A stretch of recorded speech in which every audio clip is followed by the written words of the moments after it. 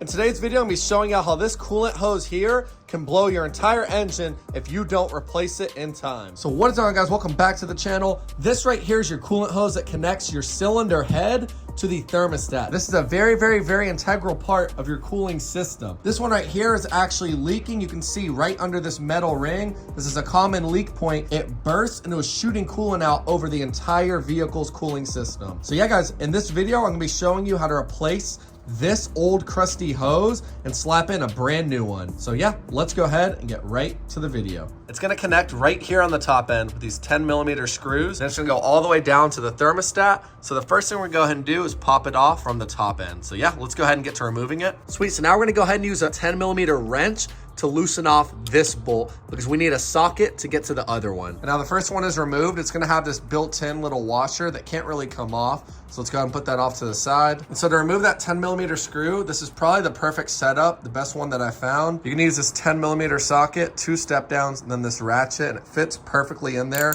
just enough space to remove it.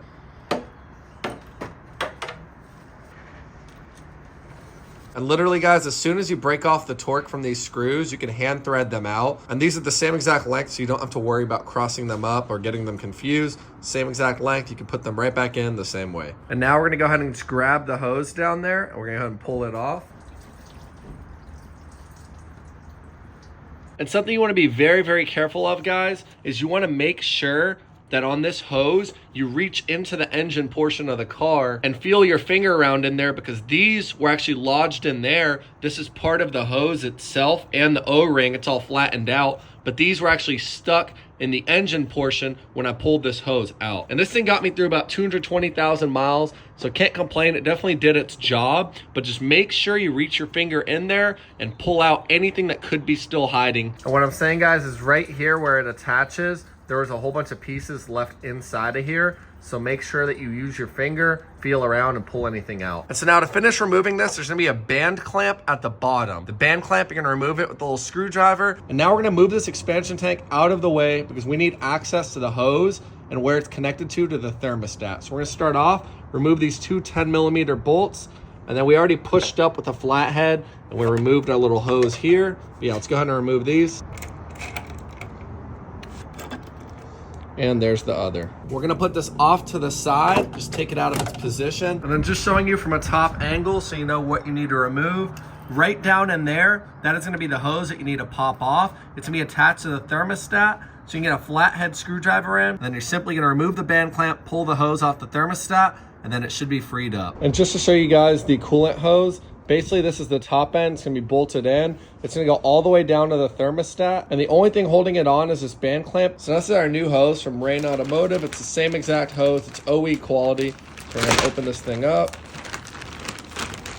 This thing's gonna be factory quality, looks good. So we're just slip on our band clamp just like that to have it kind of preset. Now we'll install it from the bottom end first, since that was the more difficult part. So we'll feed this down under. We're gonna leave this little band clamp facing upward so it's easier to install. And now this is how I fed the hose, guys. I basically fed it down underneath. So you can see that the hose feeds underneath everything. Then it comes down around to the bottom right here. And then this is where it's gonna install onto the thermostat. You can see the ridges right here. You're just gonna simply push it into place. And we simply reconnected the hose back on the thermostat. Just go ahead and position that band clamp into a spot that's gonna be easily accessible for the future. Notate the distance from the end of the hose. You wanna make sure that you get a secure fitment onto the actual thermostat. And the final thing is tighten this thing down generously, but don't over tighten it to where it's gonna prematurely wear out. Now from here, we can simply grab our hose and re-secure it back from where we removed it from. Line up the little screw points. And the best way to go about this is basically put this thing in a position and then start off hand threading in this bolt since it's easier.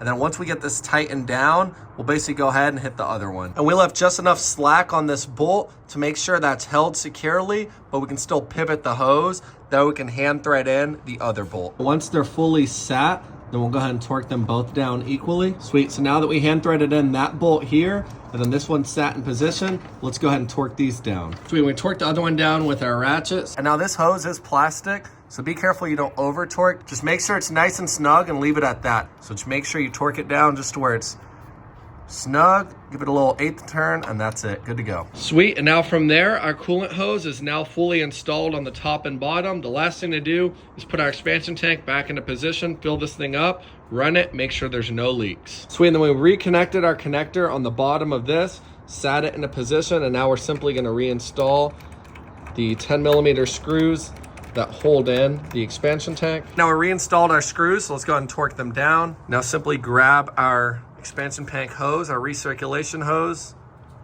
Go ahead, just clip it into place, snap that down. So now you're gonna fill up with your BMW blue coolant, link down below. And this is full concentrate, but we already diluted it down by 50%, so it's half distilled water.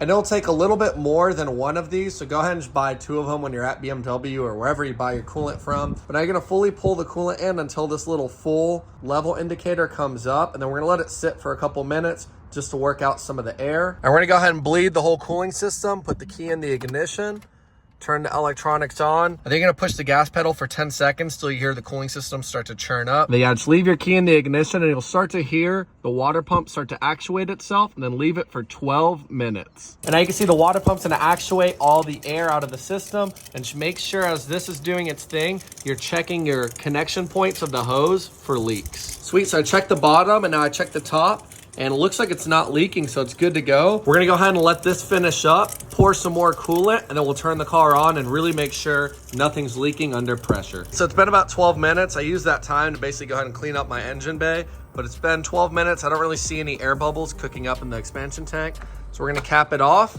We're gonna turn on the car and make sure that there's no leaks. Sweet, so it looks like there's no leaks. I went ahead and checked at the bottom where it connects to the thermostat, and then I checked the hose right here up top, and as you can see, it's not shooting coolant out anymore. The leak is fully fixed, so that new hose has fixed our issue. That is how you replace the coolant hose that goes from your thermostat to your cylinder head and basically prevents you from blowing a head gasket, overheating, or anything crazy. Hope you guys like this video. Go ahead and smash that thumbs up, and I'll catch y'all in the next one.